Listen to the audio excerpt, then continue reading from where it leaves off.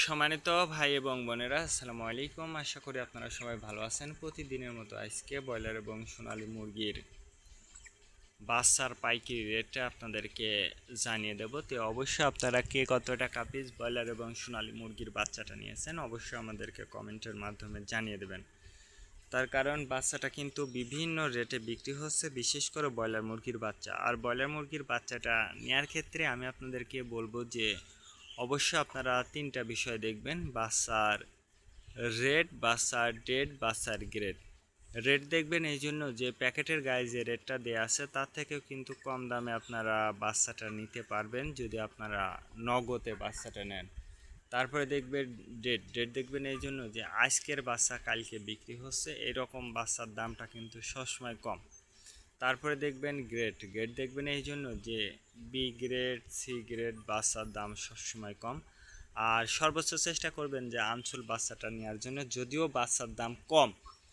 বাচ্চার দাম যেহেতু কম, যদি নগদে নেন আমি যে রেট বলবো এই রেট থেকেও কিন্তু কম দামে আপনারা নিতে পারবেন ইনশাল্লাহ। আর বাকিতে নিলে ডিলার যে রেটটা বলবে সেই রেটেই কিন্তু আপনাদেরকে নিতে হবে। এই জন্য বাজারটা ভালো করে যাচাই বাছাই করবেন। আজকে নারিশ কোম্পানি ব্রয়লার বাচ্চা বিক্রি হচ্ছে 8 থেকে 12 টাকা। কাজী কোম্পানি ব্রয়লার বাচ্চা বিক্রি হচ্ছে 8 থেকে 14 টাকা। আতাপ কোম্পানি ব্রয়লার বাচ্চা বিক্রি হচ্ছে 8 থেকে 10 টাকা। নাহার কোম্পানি ব্রয়লার বাচ্চা বিক্রি হচ্ছে 8 থেকে 11 টাকা। নিউ হোপ কোম্পানি ব্রয়লার বাচ্চা বিক্রি হচ্ছে 8 থেকে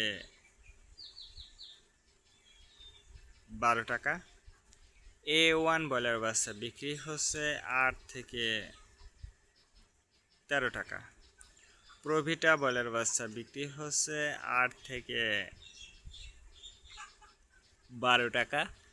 প্যারাগোনা ব্রয়লার বাচ্চা বিক্রি হচ্ছে 8 থেকে 14 টাকার মধ্যে আপনারা ব্রয়লার মুরগির বাচ্চাটা নিতে পারবেন ইনশাল্লাহ। এবার সোনালী মুরগির বাচ্চার পাইকারি রেটটা আপনাদেরকে জানিয়ে দেব। সোনালী নর্মাল বিক্রি হচ্ছে